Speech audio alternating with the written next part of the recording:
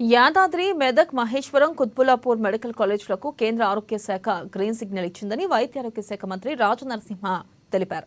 తెలంగాణ దరఖాస్తు చేసిన 4 కాలేజీలకు పర్మిషన్ ఇవ్వాలని నేషనల్ మెడికల్ కమిషన్ ను ఆదేశించిందని చెప్పారు. ఒక్కో కాలేజీలో 50 ఎంబీబీఎస్ సీట్ల చొప్పున మొత్తం 200 సీట్లు ఈ కాలేజీల్లో అందుబాటులోకి రానున్నాయని వివరించారు.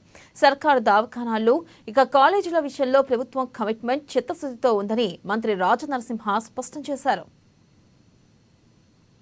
ఈరోజు తెలంగాణ రాష్ట్రానికి, తెలంగాణ యువతకు, ప్రజలకు 8 కొత్త మెడికల్ కాలేజీలు మంజూరైనాయి.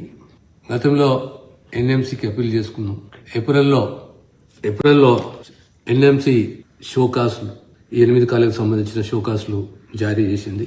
జూన్లో ఎన్ఎంసీ ఇన్స్పెక్షన్ చేసింది, ఫిజికల్ ఇన్స్పెక్షన్. ఆ తర్వాత మారిన నామ్స్ ఎన్ఎంసీకు అనుగుణంగా ఉండాలి అనే ఉద్దేశంతో అసంతృప్తిని వ్యక్తం చేసి, కానీ తెలంగాణ ప్రభుత్వం అన్ని చర్యలు తీసుకుని ఫస్ట్ అప్పీల్ ఎన్ఎంసీకి చేస్తే 4 కాలేజీలు మంజూరైనాయి.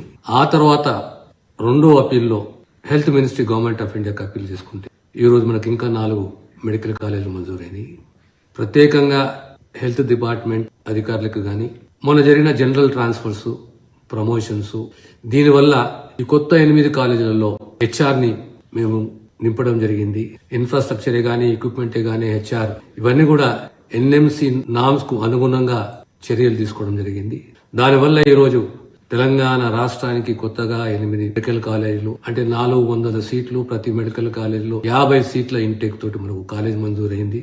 ఒక్కొక్క హాస్పిటల్ 220 పడకల హాస్పిటల్, దానికి అనుగుణంగా ఈరోజు మనం పూర్తిగా మన మెడికల్ కాలేజ్ ప్రభుత్వ పరంగా గతంలో 3690 మెడికల్ సీట్లు ఉంటే ఈ రోజు 4090 సీట్లు ప్రభుత్వ కళాశాలలో మనకు ఇంటేక్ పెరిగింది.